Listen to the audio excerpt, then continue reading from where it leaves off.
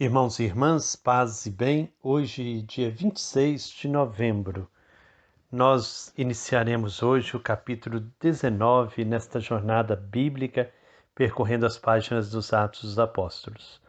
Façamos então nossa oração. Deus Pai, Filho e Espírito Santo, fonte transbordante da missão, ajuda-nos a compreender vossa palavra, a testemunhar como as primeiras comunidades cristãs que a vida é missão, dom e compromisso. Que os encontros que faremos percorrendo as páginas dos Atos dos Apóstolos ajudem a cada um de nós a ser testemunha profética do Evangelho numa igreja em saída, de discípulos e missionários em estado permanente de missão. Eis-me aqui, Senhor, quero assumir a missão de construção do vosso reino. Envia-me. Amém. Nosso texto hoje, então, o capítulo 19, os versículos 1 a 20. Diz o seguinte: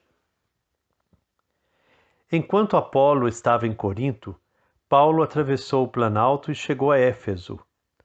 Aí encontrou alguns discípulos e lhes perguntou: Vocês receberam o Espírito Santo quando abraçaram a fé?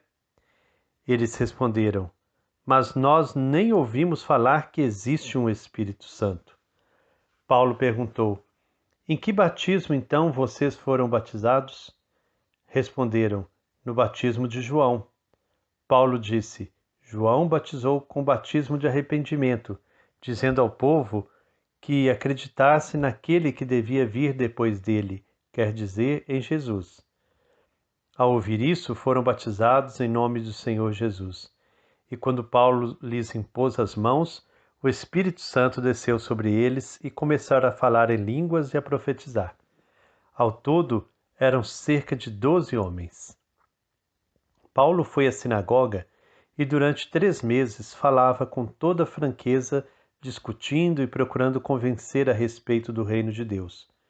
Mas alguns eram teimosos e não acreditavam, falando mal do caminho diante da assembleia. Paulo se afastou deles, levou consigo os discípulos e continuou debatendo diariamente na escola de tiranos.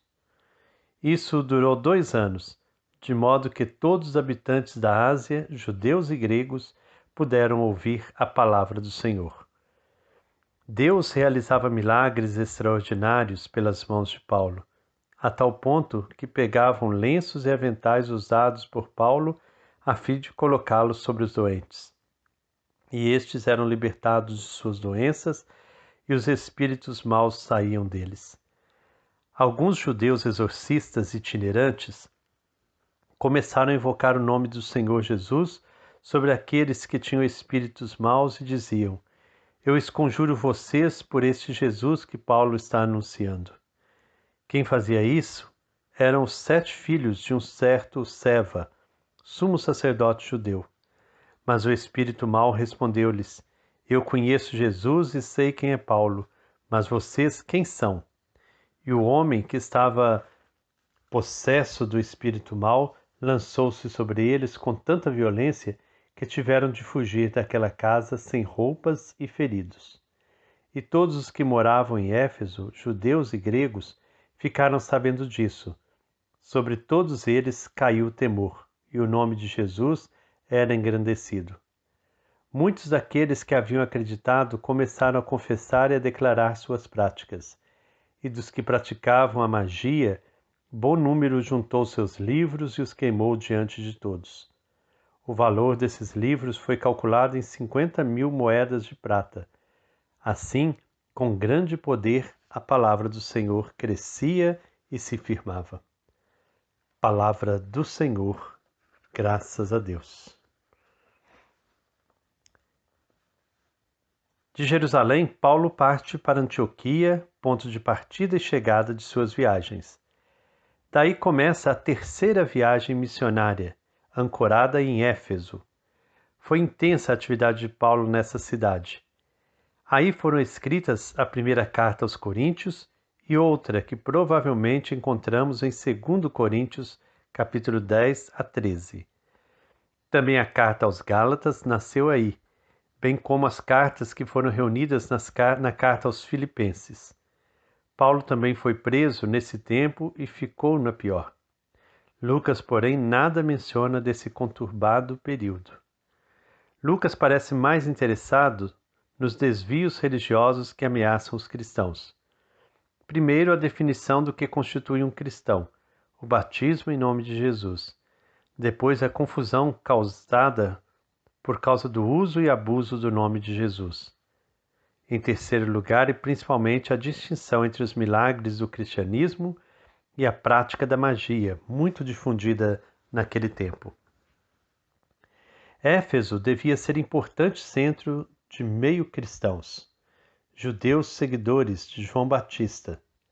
A menção de Apolo parece confirmar. Paulo se encontra com 12 pessoas seguidoras do Batista. O episódio parece querer deixar claro na mente de Lucas que o batismo de João não era suficiente para formar o verdadeiro cristão. Seguiriam esses discípulos apenas o Jesus histórico, sem ressurreição? Isso parece estar subentendido no fato de que, graças ao batismo em nome de Jesus, os 12 efésios receberam o Espírito Santo. É o terceiro Pentecostes do livro. Repete-se o que acontecera em Atos 2 e 10. E o fato de serem 12 homens indica alguma coisa? Novos inícios? Lucas parece apenas interessado na ortodoxia cristã, que já naquele tempo causava problemas.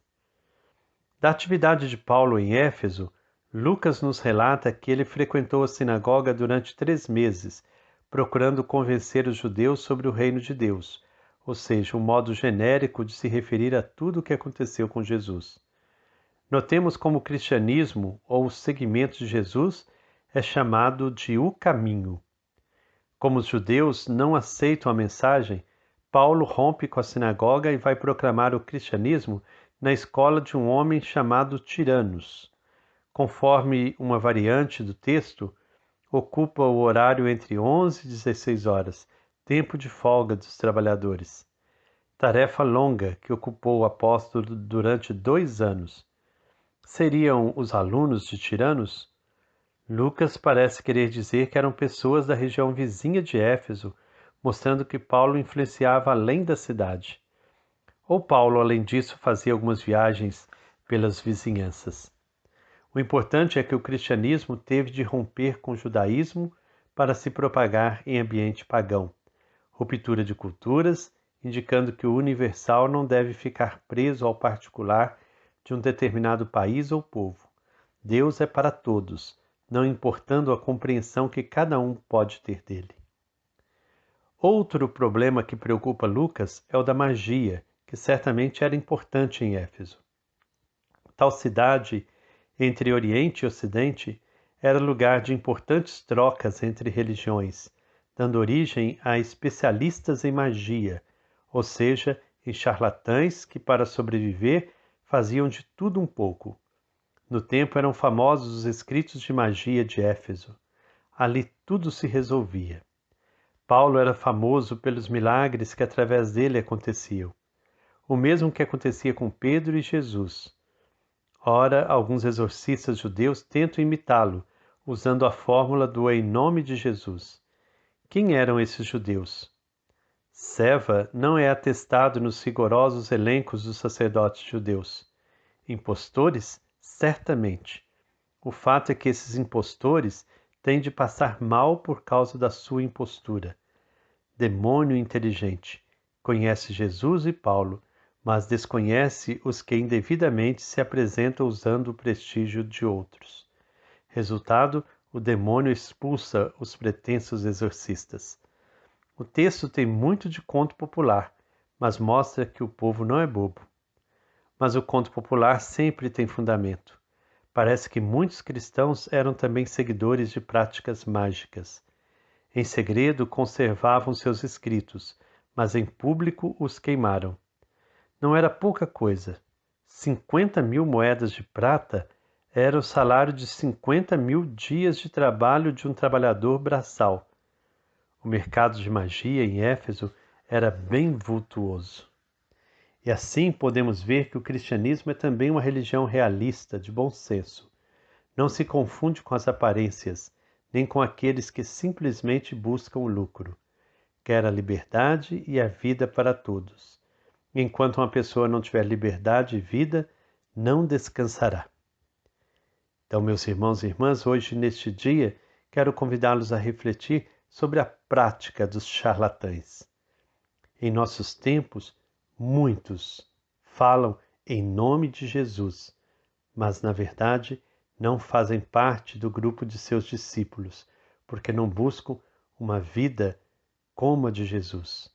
Não querem viver a pobreza, a simplicidade, a humildade. Não vivem a solidariedade, a misericórdia com os pobres. Não têm uma relação com Deus filial, mas querem ser senhores, mais ser servidos do que servir.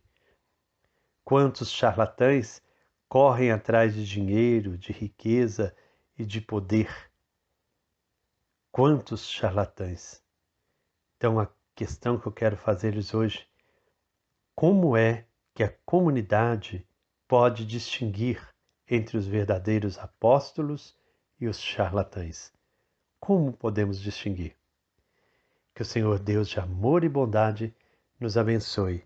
Em nome do Pai, do Filho e do Espírito Santo. Amém. Paz e bem.